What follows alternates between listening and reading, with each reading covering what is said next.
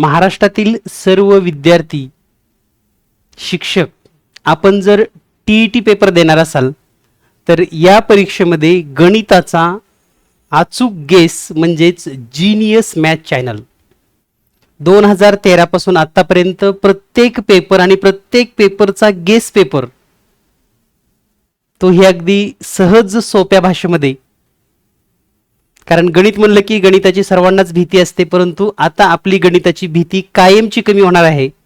कारण genius math म्हणजे जगातील सर्वात सोपा विषय गणित यांनी सुरू केलेला आहे PYQ. म्हणजेच यापूर्वी झालेले सर्व पेपरचे स्पष्टीकरण तुम्ही आता जीनियस मॅथ या चॅनलवर पाहू शकता. आपण जर या चॅनलवर नवीन असाल तर सबस्क्राइब करून ठेवा, बेल आयकॉनचं बटन दाबा, जेणेकरून तुम्हाला येणारा प्रत्येक नवीन व्हिडिओ जो की 2025 आणि यापूर्वीचे टीईटीचे सर्व पेपरचे स्पष्टीकरण घरी बसून अगदी सहजरित्या आपण पाहू शकतात. येणारी टीईटी आपणास जर गणित या विषयामुळे अवघड वाटत असेल तर आता गणिताची चिंता सोडा, कारण जीनियस मॅथ आहे आपल्यासोबत. तर आजच्या या व्हिडिओमध्ये आपण टीईटी पेपर 1 2025 आणि सर्वात महत्त्वाचं म्हणजे पेपर 1 आणि पेपर 2 दोन्हीचीही स्पष्टीकरण तुम्हाला या चॅनलवर पाहायला मिळणार आहेत. तर पाहूयात टीईटी पेपर 1 2025 गणिताची संपूर्ण स्पष्टीकरणे लगेच. विद्यार्थी मित्र, या ठिकाणी आपण पाहत असाल तर पहिला प्रश्न आहे, 3 ही पहिली त्रिकोणी संख्या असेल तर क्रमागत 5व्या क्रमांकावर येणारी त्रिकोणी संख्येचा वर्ग किती? आता या ठिकाणी पहा, दिलेल्या माहितीनुसार 3 ही पहिली त्रिकोणी संख्या आहे.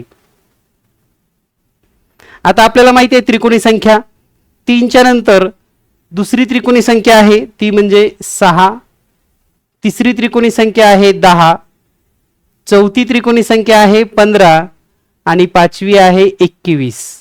म्हणजेच या ठिकाणी ही दुसरी त्रिकोणी संख्या 6, तिसरी त्रिकोणी संख्या 10 आहे, त्याचबरोबर चौथी त्रिकोणी संख्या आहे 15 आणि या ठिकाणी पाचवी त्रिकोणी संख्या आहे 21.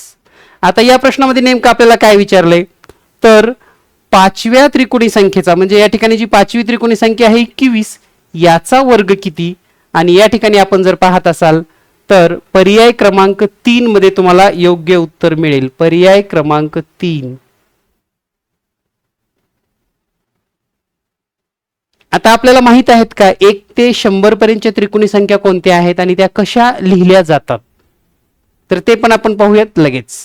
तर या ठिकाणी जर आपण पाहिलं 1 ते 100 पर्यंत जर त्रिकोणी संख्या पाहिल्या तर सर्वात लहान त्रिकोणी संख्या जी आहे तर ती आहे 1. आणि त्यानंतर पुढच्या त्रिकोणी संख्या कशा मिळवायच्या आपण ते पण आपण समजून घेऊयात. तर पहा, पहिली त्रिकोणी संख्या आहे 1. आता या 1 मध्ये जर 2 मिळवलात तर पुढची संख्या मिळते तुम्हाला 3. 3 मध्ये पुन्हा 3 मिळवा, पुढची संख्या येते 6. 6 मध्ये 4 मिळवा, पुढची संख्या येते 10. 10 मध्ये 5 मिळवा, पुढची संख्या मिळेल तुम्हाला 15. 15 मध्ये 6 मिळवा, पुढची त्रिकोणी संख्या येईल 21. 21 नंतर 7 मिळवलं की 28 येतं. 28 नंतर 8, 36, 36 नंतर 9, 45 येईल. 45 मध्ये 10 मिळवलं की 55. 55 मध्ये 11 मिळवलं की 66. 11 मध्ये 12 मिळवलं की 78 आणि 78 मध्ये 13 मिळवलं की 91. तर या एकूण 1 ते 100 पर्यंतच्या 13 त्रिकोणी संख्या आहेत. किमान इतक्या तरी त्रिकोणी संख्या माहिती असू द्या. या त्रिकोणी संख्येसोबत आणखी तुम्हाला काय माहिती असणं गरजेचं आहे? दिलेल्या त्रिकोणी संख्येचा पाया शोधणे किंवा पाया माहिती असेल तर त्रिकोणी संख्या शोधणे. आणि यासाठी स्पेशल व्हिडिओ जीनियस मॅथ चॅनलवर आहे, तुम्ही सर्च करा त्रिकोणी संख्येचा पाया जीनियस मॅथ, तुम्हाला तो व्हिडिओ पाहायला मिळेल. यानंतर पाहूया आपण पुढील प्रश्न. तर या ठिकाणी पुढचा प्रश्न आहे प्रश्न क्रमांक 2. प्रश्न क्रमांक 2 मध्ये आपल्याला सांगितलेलं आहे पहा, 8, 2, 6, 0, 7 हे सर्व अंक वापरून तयार होणाऱ्या मोठ्यात मोठ्या 5 अंकी व लहानात लहान 5 अंकी संख्येतील फरक किती? आता आपल्याला जे दिलेले अंक आहेत ते सर्वप्रथम आपण लिहूयात. तर ते आहेत 8, 2, 0 आणि 7. तर हे आपले 4 अंक आहेत. आता यापासून जर मोठ्यात मोठी संख्या 5 अंकी बनवायची आहे, लक्षात घ्या दिलेले अंक 4च आहेत पण संख्या बनवायची आहे 5 अंकी. आणि मग जर तुम्हाला या ठिकाणी 5 अंकी संख्या बनवायची असेल तर 8 अंक हा म्हणजे जो सर्वात मोठा अंक आहे तो दोनदा लिहायचा. म्हणून 8 आपण दोनदा लिहूयात. त्यानंतर 7 2 0 ही झाली 5 अंकी मोठ्यात मोठी संख्या. आता लहानात लहान संख्या शोधायची आहे तर जो सर्वात लहान आहे तो अंक दोनदा घ्यायचा आहे आपल्यास. मग सर्वात लहान अंक आहे 0 पण तो सुरुवातीला घेऊन चालणार नाही म्हणून सुरुवातीला आपण घेऊयात 2 त्यानंतर 0 0 7 8 आणि यांच्यातला फरक जर आपण शोधला तर पहा 0 म्हणजेच 10 मधून 8 गेले या ठिकाणी राहील 2. या ठिकाणी 2 मधून 1 हातच्या गेल्यामुळे इथं राहतं 1. तर 1 म्हणजेच पुन्हा इकडून 1 घेतलं की 11 होतं आणि 11 मधून 7 गेल्यानंतर इथं राहील 4. 7च्या ठिकाणी येतं 6. 6 मधून 0 गेले 6. 8 जशाला तसं 8 आणि 8 मधून 2 गेले तर 6 म्हणजे उत्तर आलेलं आहे 68,642. करेक्ट. तर आपला जो पर्याय क्रमांक 2 आहे ते या प्रश्नाचं योग्य उत्तर आहे. ऑप्शन क्रमांक 2. म्हणजे खूप अवघड गणित येतात टीईटी मध्ये असं अजिबात होत नाही परंतु आपल्या कन्सेप्ट क्लिअर असणं खूप गरजेचं आहे. यानंतर पाहूया आपण प्रश्न क्रमांक 3. आता प्रश्न क्रमांक 3 जर आपण पाहिला नमिताने ग्रह उद्योगासाठी 7.5 दराने 1,50,000 रुपयाचं कर्ज 8 वर्षासाठी घेतलं तर त्या मुदतीनंतर जर कर्ज फेडायची असतील समजा किंवा कर्ज नील करायचे आपणास तर तिने बँकेला किती रुपये परत दिला असेल किंवा जिथून कर्ज घेतलं त्यांना किती रुपये परत केले असतील. तर यासाठी सरळ व्याजाचं सूत्र आपल्याला माहिती असणं गरजेचं आहे आणि सूत्र आहे सरळ व्याज बरोबर म गुणिले द गुणिले क छेदामध्ये 100. सूत्र माहिती असली तरी त्याचा योग्य वापर करता आला पाहिजे हे पण तितकंच महत्त्वाचं आहे. तर या ठिकाणी मुद्दल आहे 1.5 लाख रुपये, दर आहे 7.5 आणि वर्ष आहेत 8 छेदामध्ये 100. तर हे 2 शून्य कट होतील म्हणजे या ठिकाणी येईल 1,500 गुणिले आता 7.5 आणि 8चा जर गुणाकार केला तर तो येतो 7×8 = 56 आणि 0.5 आणि 8चा गुणाकार केला तर तो येतो 4 म्हणजे 8च्या निम्मं 4. तर हा गुणाकार येतो 60. असा तोंडी गुणाकार आपल्याला पण जमला पाहिजे. आणि आता 15 गुणिले 6चा जर गुणाकार केला तर 15 सख्ख 90 आणि 3 शून्य पुढे येतील. तर हे आहे सरळ व्याज. तिने बँकेकडून 1.5 लाख रुपये घेतलेले आहेत आणि त्याचं व्याज झालेलं आहे 90,000 रुपये.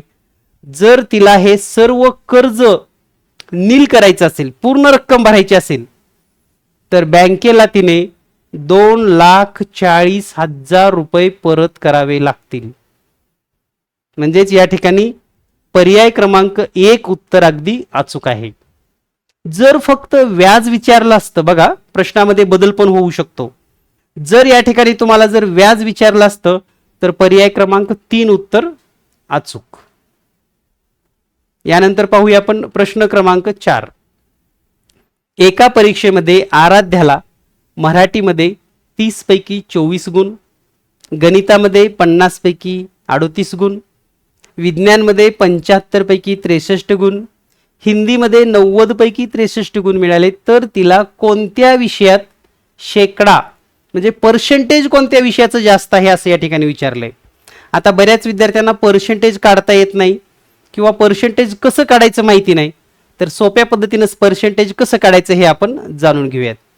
तर पहा पहिला विषय आहे मराठी.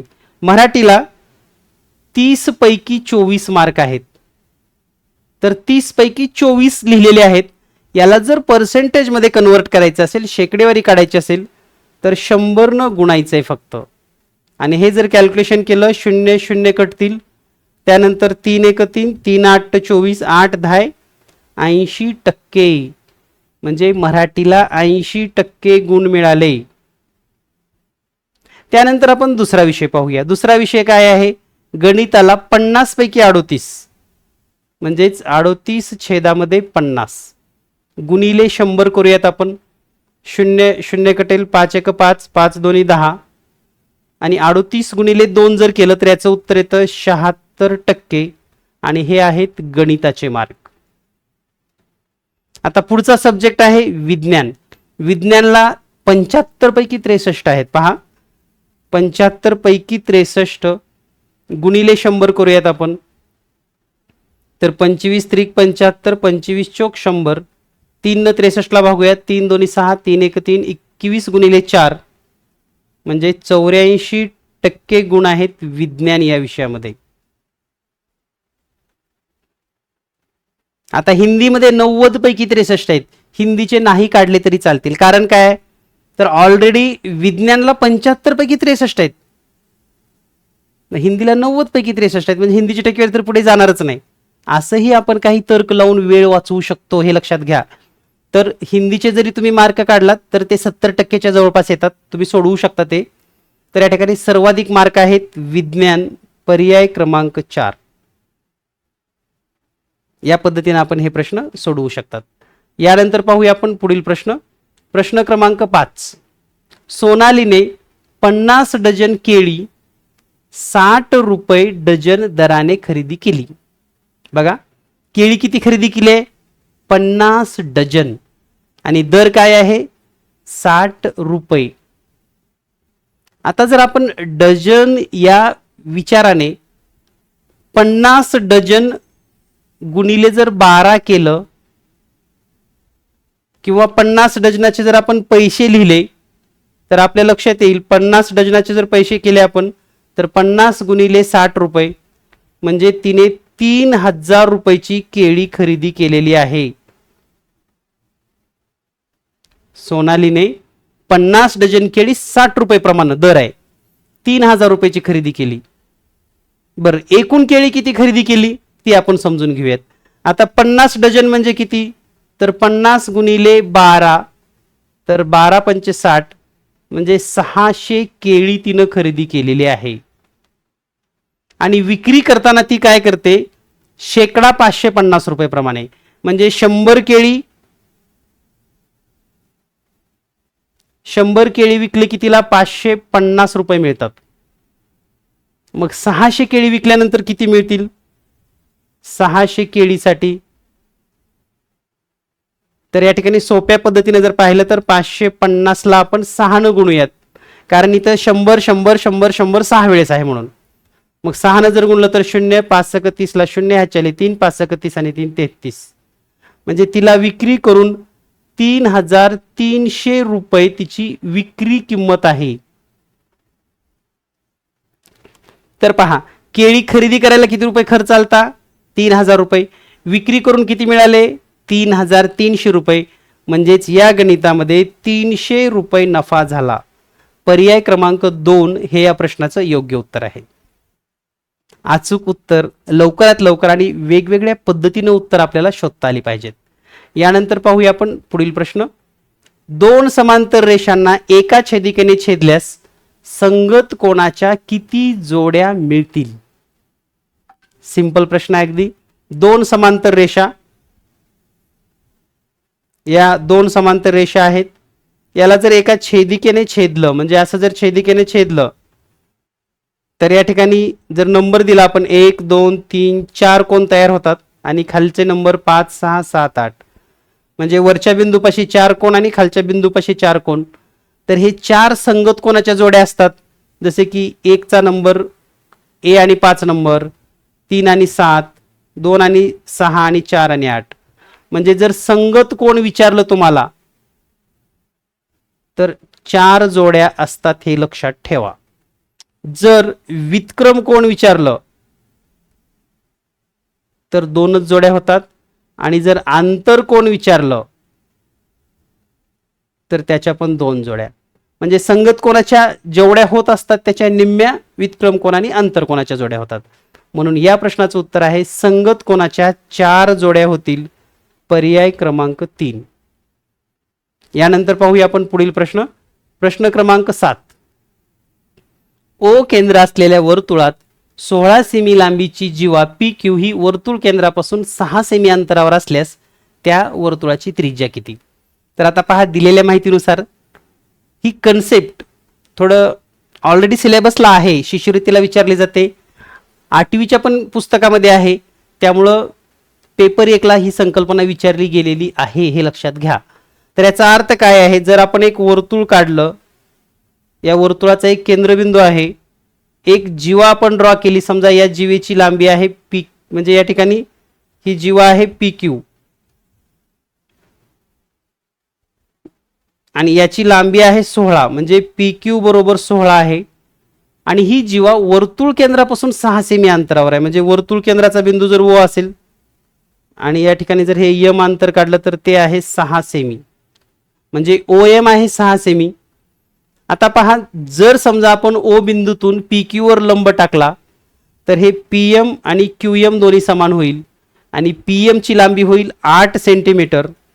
त्यानंतर जर ओ पी जोडून घेतलं तर या ठिकाणी एक पायथागोरसचा त्रिकोण मिळतो, त्याची एक बाजू आहे 6, एक बाजू आहे 8 आणि पायथागोरसचं त्रिकूट आपल्याला माहिती आहे 6, 8, 10, म्हणजेच हा कर्ण असेल 10 सेंटीमीटर. पर्याय क्रमांक 3 हे या प्रश्नाचं योग्य उत्तर आहे. म्हणजे पहा, एक एक संकल्पना कशा मिक्स असतात. आता यासारखा प्रश्न सोडवायचा असेल तर तुम्हाला त्रिज्येचा गुणधर्म माहित पाहिजे, जीवेचा गुणधर्म माहिती पाहिजे, पायथागोरसचं त्रिकूट माहिती पाहिजे. हे सर्व माहिती असेल तर तुम्ही हा प्रश्न अगदी विदिन सेकंदामध्ये पाहिल्या सोडवू शकता. आणि यासारख्या प्रश्नाची तयारी करायची असेल तर पायथागोरस त्रिकूट पाठ असणं गरजेची आहेत. पायथागोरस त्रिकूट कशी लक्षात ठेवायची याचा पण व्हिडिओ आपण चॅनलमध्ये दिलेला आहे. यानंतर पाहूया पुढील प्रश्न. पहिला प्रश्न आहे, वर्गमुळात 800 वजा 175 गुणिले 0.58 अधिक 0.06 गुणिले वर्गमुळात 1024, छेदामध्ये वर्गमुळात 100 गुणिले वर्गमुळात 256. तर आता हा प्रश्न सोडवायचा असेल तर 800 वजा 175 हे जर केलं तर या ठिकाणी येईल वर्गमुळात 625 गुणिले पुढे येईल वर्गमुळामध्ये 0.64 गुणिले वर्गमुळात 1024, छेदामध्ये 10 गुणिले 16, कारण वर्गमूळ आपण डायरेक्ट घेऊयात.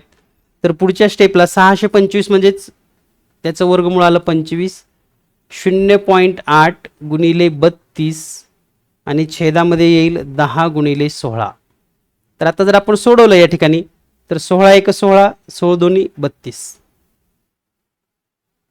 बे 1 बे, बे 5 10, 5 1 5, 5 5 25 आणि गुणाकारामध्ये राहील मग 5 गुणिले 0.8, तर 8 5 40 आणि 0.1 म्हणजे 0, तर उत्तर येईल 4. तर याचं उत्तर आहे पर्याय क्रमांक 1. तर या पद्धतीने आपण हा प्रश्न सॉल्व्ह करू शकतात. यानंतर पाहूया आपण पुढील प्रश्न. पुढचा प्रश्न आहे प्रश्न क्रमांक 9. 5 ताट व 10 वाट्यांची किंमत 1000 रुपये आहे. त्याचबरोबर 2 ताट व 8 वाट्यांची किंमत 560 रुपये आहे. एका ताटाच्या किमतीत किती वाट्या मिळतील? तर आता या ठिकाणी ताटाची किंमत आणि वाट्याची किंमत, ताटाची जर किंमत आपण x मानली, ताट बरोबर x रुपये आणि वाटी बरोबर y रुपये, तर समीकरण तयार काय होतं या ठिकाणी पहा. तर समीकरण तयार होईल 5x अधिक 10y बरोबर 1000 रुपये. तर दुसरं समीकरण तयार होईल 2x अधिक 8y बरोबर 560 रुपये.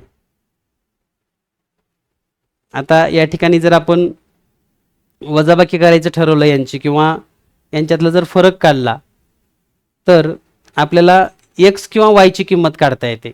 आता आपण x किंवा y ची किंमत काढत असताना पहिल्या समीकरणाला 2 न गुणूयात आणि दुसऱ्या समीकरणाला 5 न गुणूयात, म्हणजे आपणास x चे सहगुणक समान करता येतील. तर पहिल्या समीकरणाला जर 2 न गुणलं तर ते होईल 10x अधिक 20y बरोबर 2000. या ठिकाणी आता दुसऱ्या समीकरणाला आपल्याला 5 न गुणायचं आहे, म्हणजेच 10x अधिक 8 5 40x बरोबर शून्याला शून्य, 5 सक 30 ला शून्य, ह्याच्याले 3, 5 5 25 आणि 3 28. समीकरण नंबर 4. आता समीकरण 4 मधून जर 3 वजा केलं तर x x तर कटणार आहे आणि 40x मधून 40y मधून 20y वजा होतील, म्हणजे उत्तर येईल 20y बरोबर 2800 मधून 2000 गेले म्हणजेच 800 रुपये. तर y ची किंमत जर काढली तर 800 भागिले 20 म्हणजे 40 रुपये किंमत येईल y ची. आता y ची किंमत जर आपण पर्याय क्रमांक 1 मध्ये म्हणजे पहिल्या समीकरणात जर ठेवली तर पहा 5x अधिक 10 गुणिले 40 रुपये बरोबर 1000, म्हणजेच 5x अधिक 400 बरोबर 1000, म्हणजेच 5x बरोबर 600. x ची जर किंमत काढली तर ती येईल 120 रुपये. आता आपल्याला प्रश्न काय आहे नेमकं समजून घ्या. ताटाची किंमत आलेली आहे 120 रुपये, वाटीची किंमत आलेली आहे 40 रुपये आणि प्रश्नामध्ये असं विचारलंय एका ताटाच्या किमतीत म्हणजे 120 रुपये मध्ये किती वाट्या मिळतील. तर या ठिकाणी 40 रुपयाला एक वाटी आहे म्हणजे 120 मध्ये 3 वाट्या मिळतील, म्हणजेच पर्याय क्रमांक 4 हे या प्रश्नाचं योग्य उत्तर आहे. यानंतर पाहूया आपण पुढील प्रश्न. पुढचा प्रश्न आहे प्रश्न क्रमांक 10. प्रश्न क्रमांक 10 मध्ये सांगितलेला आहे 72 व 96 यांचे सामायिक विभाजक किती आहेत, म्हणजेच कॉमन फॅक्टर. म्हणजे थोडक्यात काय तर 72 आणि 96 ला भाग जाणाऱ्या संख्या, दोन्हीलाही भाग जाणाऱ्या संख्या किती आहेत. तर पहा दोन्हीला पण 1 ने भाग जातो, दोन्हीला पण 2 ने भाग जातो, दोन्हीही संख्येला 3 ने भाग जातो, दोन्हीही संख्येला 4 ने पण भाग जातो, दोन्हीही संख्येला 6 ने पण भाग जातो. अगदी बरोबर, कारण तुम्ही माझ्याबरोबर माझ्यापेक्षा फास्ट गणित सोडवत आहात. दोन्हीही संख्येला 8 ने पण भाग जातो, कारण 8 नमे 72 आणि 12 8 96, म्हणजे 8 नेही भाग जातो दोन्ही संख्येला. त्यानंतर दोन्ही संख्या 12च्या पाड्यामध्ये आहेत म्हणजे 12 नेही भाग जातो. दोन्ही संख्या 24च्या पाड्यामध्ये आहेत म्हणजे 24 नेही भाग जातो. तर आता झाले म्हणजे 72 आणि 96 यांचे कॉमन सामायिक अवयव किती आहेत, सामायिक विभाजक. तर त्यांची संख्या आहे 8. 1 2 3 4 6 8 12 24, म्हणजेच या प्रश्नाचं उत्तर आहे पर्याय क्रमांक 2. 72 व 96 यांचे सामायिक विभाजक हे 8 आहेत. यानंतर पाहूया आपण पुढील प्रश्न. पुढचा प्रश्न आहे प्रश्न क्रमांक 11.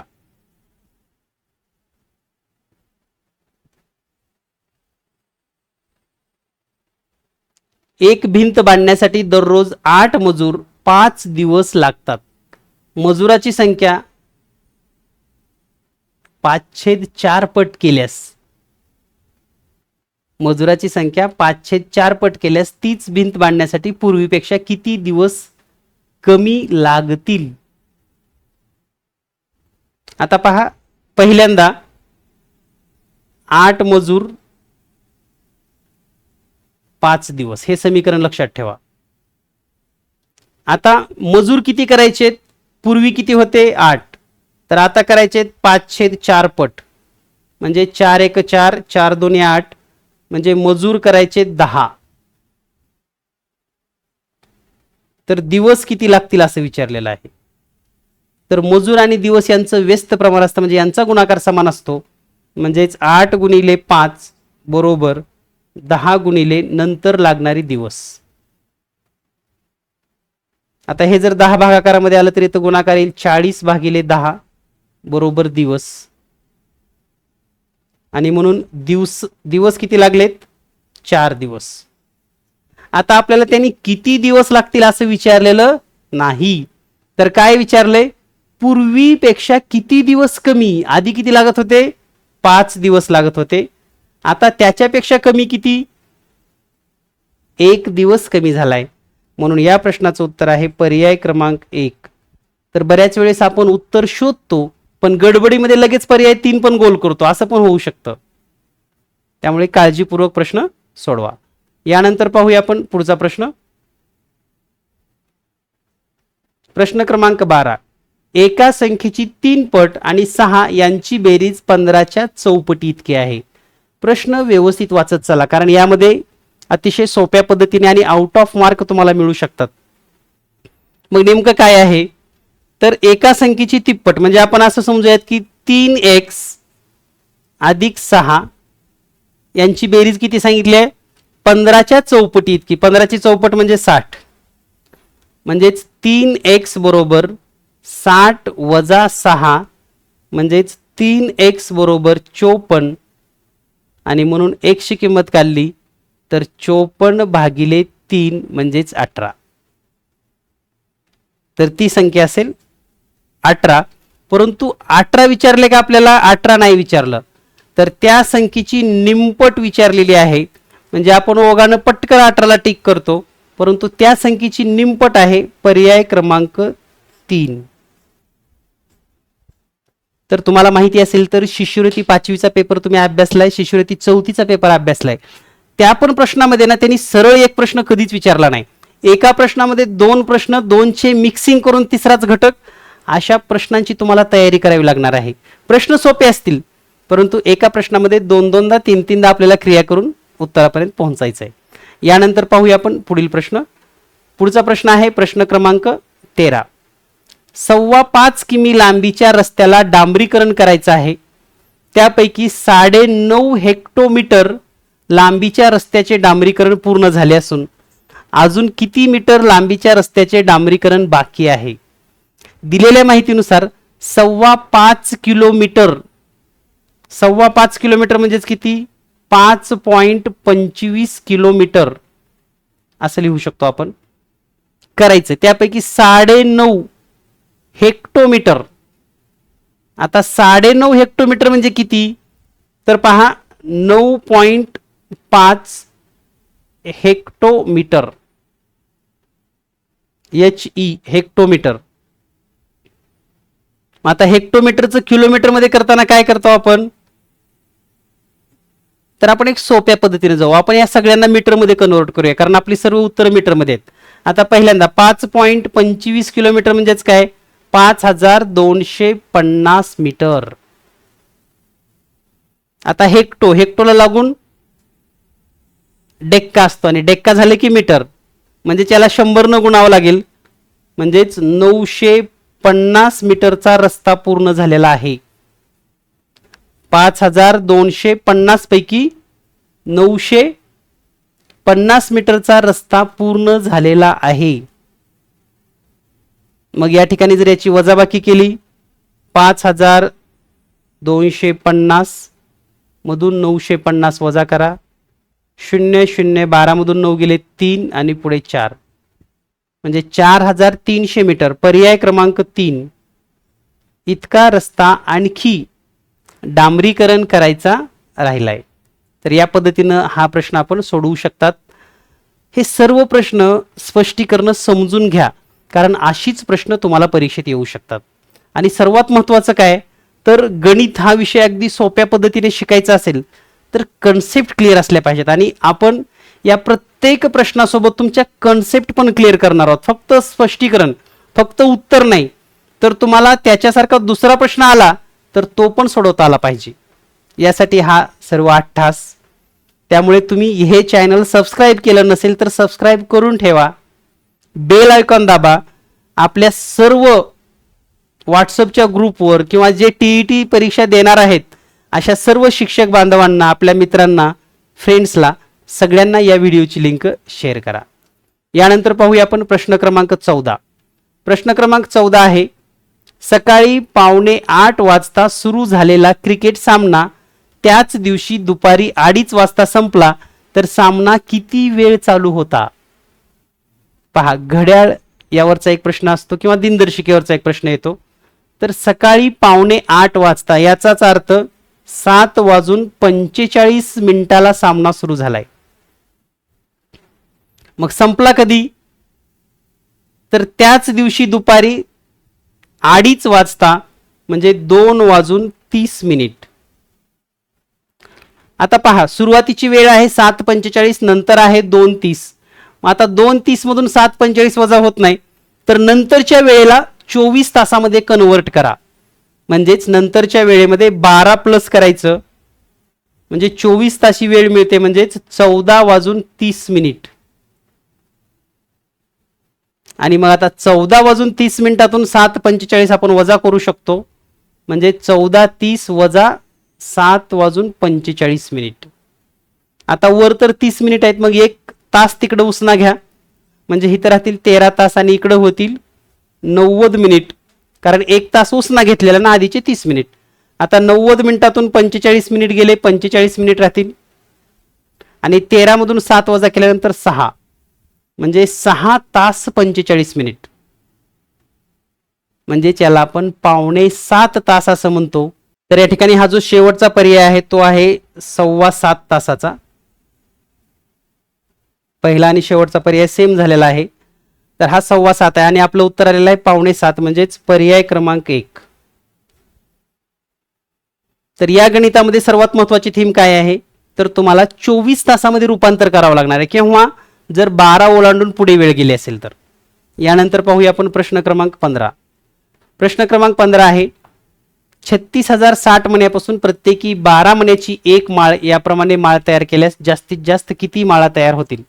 आता या ठिकाणी फक्त भागाकार ही संकल्पना आपल्याला गरजेची होती, कारण आपण बऱ्याच वेळेस पाहिले, पहा आपण बऱ्याच वेळेस प्रशिक्षणामध्ये पण 664 भागिले 8 असेल, किंवा 66 भागिले 8 असेल, किंवा 416 भागिले 4 असेल, तर आपण इथे शून्य घेत नव्हतो आणि आपला भागाकार चुकायचा. तर या भागाकारामध्ये सांगितलेलं आहे 36,060 भागिले 12. तर 12 1 12, 12 त्रिक 36, पुन्हा शून्याला शून्य, पुन्हा 6ला भाग जात नाही म्हणून 0, 12 पंचे 60, म्हणजे उत्तर येतं 3005. बऱ्याच जणांनी 305 पण केलं. बऱ्याच वेळेस असा पण विचार करत चला की 12 आणि 3005चा गुणाकार पुन्हा 36,000 होतो का? यस होतो, तर 305चा होऊ शकत नाही. म्हणून या प्रश्नाचं उत्तर आहे पर्याय क्रमांक 4. पुढचा प्रश्न आहे, एका पुस्तकाची 5/7 पाने वाचली तेव्हा 56 पाने वाचायची शिल्लक राहिली, तर त्या पुस्तकात एकूण किती पाने असतील. आता पहा, दिलेल्या माहितीनुसार 5/7 भाग हा वाचन झालेला आहे. मग वाचायचा किती राहिला बघा. टोटल जर आपण 7 भाग केले, 7 पैकी 5 भाग वाचून झालेले आहेत, राहिलेत किती? 2 भाग.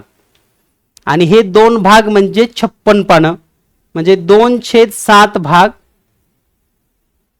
म्हणजे 56, म्हणजे 7 पैकी 2 भाग म्हणजे 56. याचा अर्थ एक भाग जर विचार केला आपण, एक भाग तर तो येतो 28, आणि एकूण पानं जर काढायचे असेल तर 7 भाग आहेत, म्हणून 28 गुणिले 7, तर याचा गुणाकार येतो 196. पर्याय क्रमांक 1. यानंतर पाहूया आपण पुढील प्रश्न. पुढचा प्रश्न आहे, 4.5 मीटर कापडापासून 2 शर्ट शिवले जातात, तर 15 शर्ट शिवण्यासाठी किती कापड लागेल. आता पहा, 4.5 मीटर यापासून 2 शर्ट शिवले जातात. मग जर एका शर्टासाठी कापड काढायचं असेल तर काय करावं लागेल, तर 2.25 मीटर इतकं कापड लागेल. आणि असे जर 15 शिवायचे असतील तर याला 15 न गुणावं लागेल, आणि हा गुणाकार येतो मग 33.75 मीटर, म्हणजेच पर्याय क्रमांक 3 हे या प्रश्नाचं योग्य उत्तर आहे. तर हे स्पष्टीकरण जाणून घ्या, कन्सेप्ट समजून घ्या, म्हणजे गणितामधील कोणताही प्रश्न तुम्ही सोडवू शकाल. आज आपण 25चं स्पष्टीकरण पाहतोय, यानंतर पेपर 2चं पण स्पष्टीकरण तुम्हाला पाहायला मिळेल, आणि यापूर्वी झालेले सर्व पेपरचे स्पष्टीकरण याच चॅनलवर तुम्ही पाहू शकाल. चॅनल सबस्क्राईब करून ठेवा, लाईक करा, शेअर करा, आणि जास्तीत जास्त मित्रांना लिंक शेअर करा.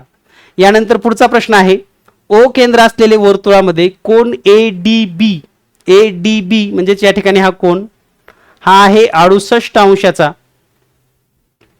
आणि आपल्याला विचारलाय कोन AOB, हा कोन इथला केंद्रीय कोन विचारलाय. तर या आकृतीकडे जर थोडं निरीक्षण केलात तर एडी आणि बीडी या स्पर्शिका आहेत आणि स्पर्शिका असल्यामुळं या ठिकाणी 90 अंशाचा कोन होतो. म्हणजे ए कोन आणि बी कोन 90 अंश. आता राहिलेला ओ आणि डी यांची पण बेरीज 90च असणार आहे, कारण टोटल 360 अंश बेरीज असणार आहे. तर कोन या ठिकाणी जर काढायचं असेल माप कोन ए ओ बी, तर काय करावं लागेल, 180 मधून 68 अंश वजा करा. आता 68 अंश जर वजा केला तर याचं उत्तर किती येईल? 10 मधून 8 गेले 2, 7 राहिले, 7 मधून 6 गेले 1 आणि 1, 112 अंश. हे या प्रश्नाचं योग्य उत्तर आहे, पर्याय क्रमांक 2. यानंतर पाहूया आपण प्रश्न क्रमांक 19. प्रश्न क्रमांक 19 आहे, काही मजुरांना 10 दिवसाची मजुरी 19,200 रुपये मिळते. मजुराची संख्या 3 ने कमी केली तर 5 दिवसाची मजुरी 6,000 रुपये होत असल्यास प्रत्येक मजुराची एका दिवसाची मजुरी किती असेल? थोडं संदिग्ध टाईप, म्हणजे निश्चित असं या ठिकाणी मानता येणार नाही आणि क्विक असं सोडवता येत नाही हा प्रश्न. थोडा विचार करून हे समीकरण लिहावं लागतं, कारण मजुराची संख्या दिलेली नाही. तर पहा, आपण जर समीकरण मांडलं, समजा मजुरी किती आहे माहिती नाही एका दिवसाची, पण 10 मजुराची किती मजुरी आहे? 10 दिवसाची मजुरी 19,200. समजा मजुरी आपण x रुपये मजुरी मांडली,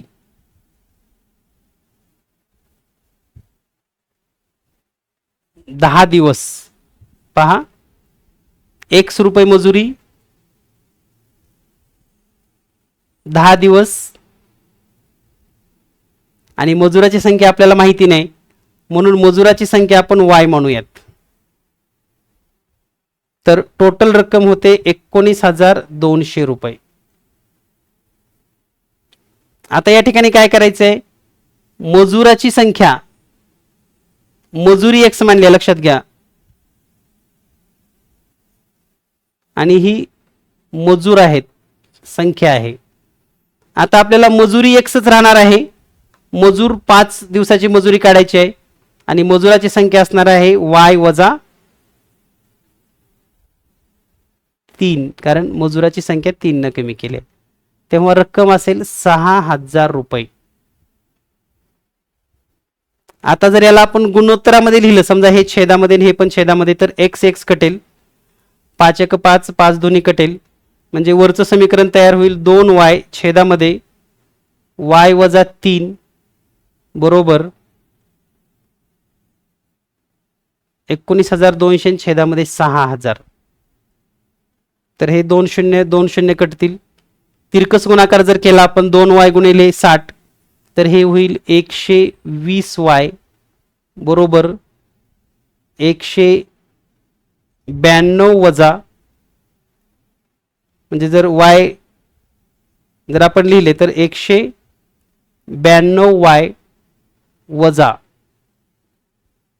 192 गुणिले 3 होईल, म्हणजे 3 2 6, 3 9 27 ला 7, हातचे 2, 3 1 3 आणि 2 म्हणजे 576. आता हे 576 इकडे येईल आणि 120 इकडे वजा होईल, म्हणजेच 576 बरोबर 192y वजा 120y, म्हणजेच 72y बरोबर 576. y ची जर किंमत काढायची असेल तर 576 भागिले 72 आपण सोडूयात. 12 ने या ठिकाणी भाग जाऊ शकतो किंवा 4 ने भाग जाऊ शकतो, 18 ने पण भाग जाऊ शकतो. 18 चौक 72, 18 त्रिक 54, 3 उरले, 18 दोन्ही 36, 4 1 4, 4 8 32, म्हणजे y ची किंमत आलेली आहे 8. आता y ची किंमत 8 आलेली आहे, लक्षात घ्या. y ची किंमत म्हणजे मजूर, पहिल्यांदा मजूर किती आहेत? 8. 8 मजूर 10 दिवस काम करतात, म्हणजेच त्या जर ठिकाणी ही किंमत ठेवली, y ची किंमत, मजुराची संख्या जर y च्या ठिकाणी ठेवली, तर समीकरण काय तयार होईल पहा. तर याचा आपण स्क्रीनशॉट घ्या कारण इथंच आपण पुढे कंटिन्यू करणार आहोत गणित. तर या समीकरणाला मी सांगितलं होतं सुरुवातीलाच की वेळ लागणार आहे, क्विक लगेच हे गणित येणार नाही. तर या ठिकाणी पहा, x गुणिले 10 गुणिले y आहेत 8 बरोबर 19,200. आता x म्हणजे मजुरी आहे म्हणून x बरोबर 19,200 भागिले 10 गुणिले 8. 0 0 कटेल, 8 न भाग देऊयात, 8 1 8, 8 2 16, 3 उरले, 8 चौक 32 आणि 0 म्हणजे x बरोबर 240. म्हणजे मजुरी असणार आहे 240. तर या प्रश्नाचं उत्तर आहे पर्याय क्रमांक 4. व्यवस्थित कन्सेप्ट समजून घ्या. मला वाटतं पेपर 1 मधील हाच थोडाफार अवघड प्रश्न होता, बाकी सर्व प्रश्न अगदी सोपी होती. यानंतर पाहूया आपण पुढील प्रश्न. पुढचा प्रश्न आहे, 5 कुटुंबांनी अनुक्रमे 45 किलो, 60 किलो, 50 किलो, 24 किलो आणि 31 किलो याप्रमाणे तांदूळ जमवले. ते सर्व तांदूळ 5 समान पिशव्यामध्ये भरायचे असल्यास प्रत्येक पिशवीमध्ये किती तांदूळ भरावं लागेल? म्हणजे काय करायचंय, तर या 45, 60, 50, 24 आणि 31 ची बेरीज करायची, म्हणजे सरासरी काढायची थोडक्यात. तर 5 आणि 4 9 1 10 0 हातच्याली 1, त्यानंतर 3 आणि 2 5, 5 आणि 5 10, 6 16, 4 20, 1 21. म्हणजे या ठिकाणी 210 किलो होईल. आणि 210 ला जर पुन्हा 5 न भाग दिला तर 5 1 5, 5 चौक 20, 1 उरलं, 5 2 10, म्हणजे समान 42 किलो तांदूळ प्रत्येक पिशवीमध्ये होईल. पर्याय क्रमांक 2 हे ऑप्शन योग्य आहे. यानंतर पाहूया आपण पुढील प्रश्न लगेच. यानंतर पाहूया प्रश्न क्रमांक 21. एका वर्तुळाच्या केंद्रीय कोनाचं माप 125 अंश आहे, तर त्या कोनाच्या संगत विशाल कंसाचे माप किती असेल? आता पहा, 125 म्हणजे जर आपण एक वर्तुळ काढला, एक केंद्रीय कोन काढला, तर हे माप आहे 125. तर आता हे राहिलेलं कोन किती असेल मग? तर 360 मधून 125 वजा करावं लागेल. म्हणजे ज्या ठिकाणी 5 मधून 2 गेले 3 आणि 235 अंश, हे या ठिकाणी असेल 235 अंश. तर त्या विशाल कंसाचं माप म्हणजे हा जो विशाल कंस आहे याचं पण माप 235 अंशच असतं. म्हणून उत्तर आहे पर्याय क्रमांक 2. यानंतर पाहूया आपण पुढील प्रश्न. प्रश्न क्रमांक 22. खालील आकृतीत पंचकोनी चित्तीच्या शिरोबिंदूची संख्या पृष्ठाच्या संख्येपेक्षा कितीने जास्त आहे? तर आधी आपण शिरोबिंदू समजून घेऊयात. तर हा 1 2 3 4 5. आता हे वरचे 5 शिरोबिंदू आहेत, तसेच खालचे पण 5 असतील, म्हणजेच 10 शिरोबिंदू झाले. त्याला आपण इंग्लिशमध्ये व्हर्टायसेस असं पण म्हणतो. 10 शिरोबिंदू, वरचे 5 खालचे 5. आता पृष्ठांची संख्या, पृष्ठ जर पाहिलं तर हे पंचकोन आकृती आहे, म्हणजेच ही 1 2 3 आणि जे दिसत नाहीत ते पलीकडल्या बाजूनं, म्हणजे या ठिकाणी खालच्या बाजूला 4 आणि इथं 5वा, हे 5 पृष्ठ असे कडणे असतील.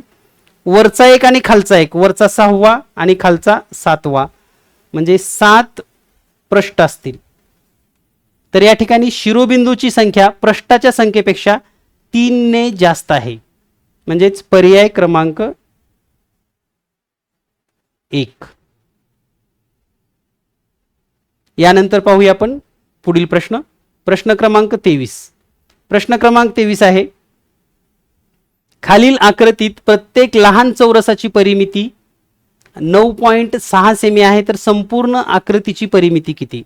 आता या ठिकाणी ही सर्व परिमिती काढत असताना पहिल्यांदा हे लक्षात घ्या की चौरसाची परिमिती दिलेली आहे 9.6, म्हणजे प्रत्येक बाजू जी असणार आहे ती 9.6 भागिले 4, म्हणजेच 2.4 सेमी असेल. आता या ठिकाणी आधी संपूर्ण बाजू किती आहेत त्या मोजूयात, म्हणजे पूर्ण असणाऱ्या बाजू. तर ही वरची 1, त्यानंतर ही 2, इकडं 3, म्हणजे याला जर नंबर दिला आपण 1 2 3 पूर्ण बाजू असलेल्या, त्यानंतर ही उभी 4 5, त्यानंतर 6 7, त्यानंतर हे 8 9 10 11 12 13, 10, 11, 12, 13 म्हणजे ह्या पूर्ण बाजू आहेत, त्याची 2.4च असणार आहे. आता अर्ध्या अर्ध्या कुठे आहेत हे चेक करूयात आपण. तर या ठिकाणी एक अर्धी दिसेल तुम्हाला आणि इथे एक अर्धी असेल, तर हे मिळून एक म्हणजे ही 14 झाली. त्यानंतर इथली अर्धी आणि इथली अर्धी, तर ही 15 झाली. त्यानंतर ही अर्धी आणि ही अर्धी मिळून 16 झाली. आणि मग यांचा जर आपण गुणाकार केला, अशा 16 बाजू गुणिले 2.4, तर 16 चौक 64 ला 4, हातचे 6, 16 दुनी 32 आणि 6 38, म्हणजेच 38.4. तर या ठिकाणी पर्याय क्रमांक 4 मध्ये तुम्हाला हे उत्तर मिळेल. आकृतीची परिमिती असेल 38.4. यानंतर पाहूया आपण प्रश्न क्रमांक 24. प्रश्न क्रमांक 24 आहे, 8,400 रकमेमध्ये 200 रुपये आणि 500 रुपये किमतीच्या समान नोटा आहेत, तर त्या रकमेत एकूण किती नोटा असतील? तर पहा, दिलेल्या माहितीनुसार 500च्या आणि 200च्या सारख्या नोटा असतील, तर यांची बेरीज येते 700. आणि 8,400 ला जर आपण 700 भागलं, 2 शून्य 2 शून्य कटली, 7 1 7, 7 1 7, 1 उरलं, 7 2 14, म्हणजे 12 नोटा. 200च्या 12 आणि 500च्या 12 दोन्ही मिळून या ठिकाणी 24 नोटा होतील. पर्याय क्रमांक 1. यानंतर पाहूया आपण प्रश्न क्रमांक 25 लगेच. प्रश्न क्रमांक 25 आहे, 12 सेमी लांब व 9 सेमी रुंद आयताकृती जागेत 1.5 मीटर बाजूचे घनाकृती 4 खड्डे खणल्यास उरलेल्या जागेचे क्षेत्रफळ किती? आता पहा, दिलेल्या माहितीनुसार एक आयत आहे 9x12चा, म्हणजे या ठिकाणी हे 12 आहे आणि हे 9 आहे. आता यामध्ये 4 खड्डे घ्यायचेत.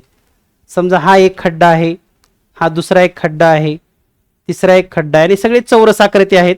याची लांबी आहे 1.5, 1.5, 1.5 मीटर, 1.5, 1.5.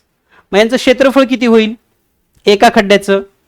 तर 1.5 गुणिले 1.5 म्हणजेच किती? 2.25, 2.25, 2.25 आणि 2.25. मग चारीचं मिळून एकत्र किती झालं? तर 2.25 गुणिले 4 म्हणजे 9 चौरस मीटर. आता पूर्ण जागेचं किती असेल?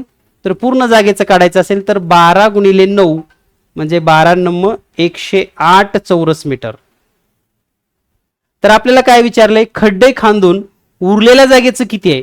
म्हणजेच 108 मधून 9 वजा करा, उरलेला असेल 99 चौरस मीटर, म्हणजेच पर्याय क्रमांक 2 हे या प्रश्नाचं योग्य उत्तर असेल.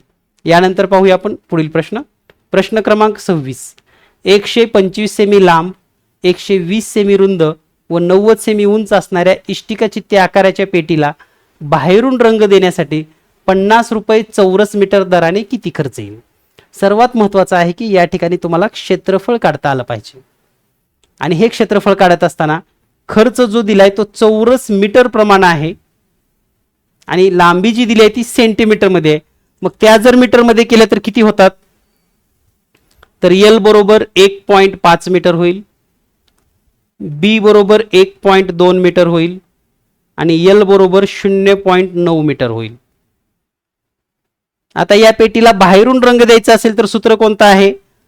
पृष्ठफळ काढायचं आहे 2 कंसात LB गुणिले BH गुणिले LH, म्हणजेच 2 गुणिले LB म्हणजेच काय? 1.5 गुणिले 1.2 अधिक 1.2 गुणिले 0.9 अधिक 0.9 गुणिले 1.5, म्हणजेच 2 कंसात. आता 1.5 आणि 1.2 म्हणजे 12 आणि 15चा गुणाकार किती येतो? 180. त्याला पुन्हा 2 पॉईंट जर सोडले तर याचा गुणाकार येतो 1.8 अधिक 12 गुणिले 9 म्हणजेच 108, 2 नंतर पॉईंट म्हणजेच 1.08 आलं, अधिक 15 नम्म 135 म्हणजेच याचा गुणाकार किती येईल? 1.35. आता यांची बेरीज करूया आपण. 1.80, 1.08, 1.35. तर ही बेरीज झाली 8 आणि 5 13ला 3 हातचे 1, 8 आणि 3 11 आणि 1 12ला 2 हातचे 1, 4.23 आणि त्याची पुन्हा तुम्हाला दुप्पट करायची आहे म्हणजे 2 गुणिले 4.23 बरोबर उत्तर येईल 8.46 चौरस मीटर. आता 8.46 चौरस मीटर जर आला असेल आणि 50 रुपये प्रमाणे खर्च असेल तर 8.46 गुणिले 50 तर याचं उत्तर येतं 423 रुपये.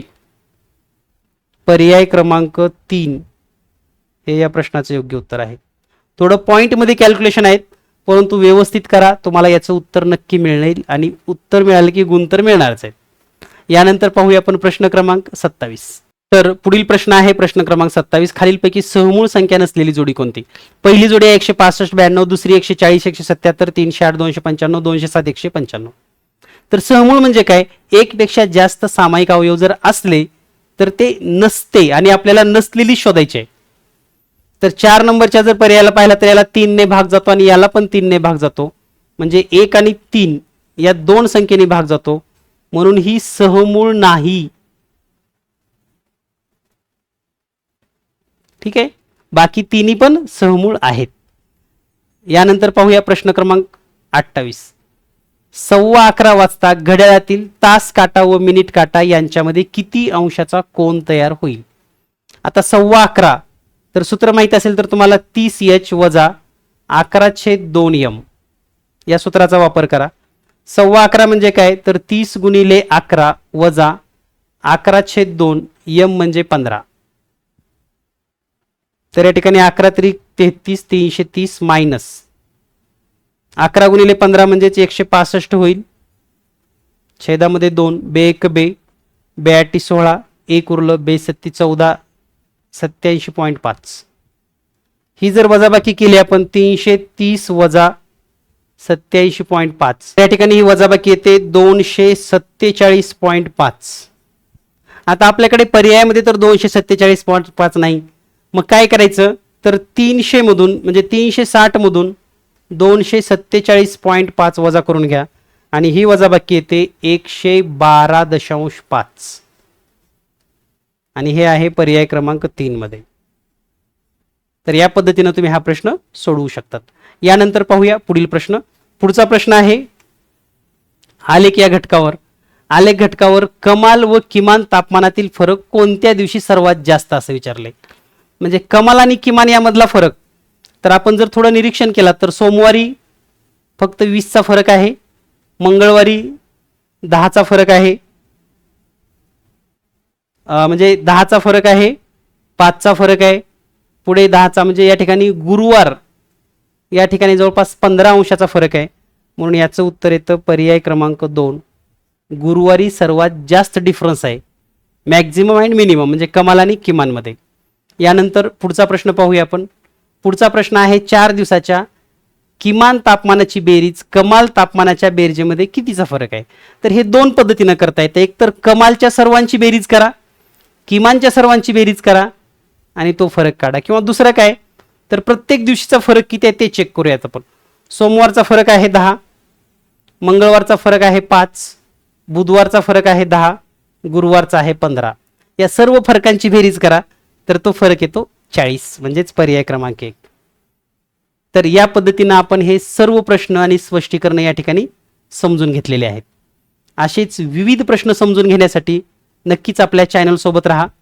त्याचबरोबर आपल्या परिसरामध्ये जर कोणी नवोदयला शिकत असतील तर आपल्याकडे नवोदयची मार्गदर्शिका त्याचबरोबर नवोदयचा प्रश्नसंच म्हणजे मार्गदर्शिका आणि प्रश्नसंच अतिशय दर्जेदार पद्धतीने सहज आणि सोप्या पद्धतीने अभ्यास करण्यासाठी आणि मेरिटमध्ये येणाऱ्या विद्यार्थ्यांसाठी अतिशय उपयुक्त अशी ही दोन्हीही प्रश्नसंच उपलब्ध असून जर तुम्हाला हे प्रश्नसंच हवे असतील तर घरपोच मिळू शकतात.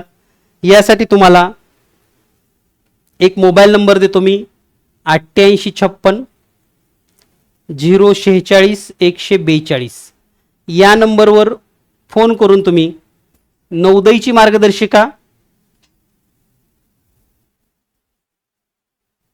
नवोदय मार्गदर्शिका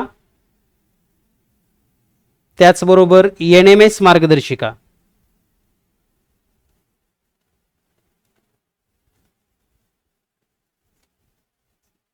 नक्की खरेदी करू शकतात.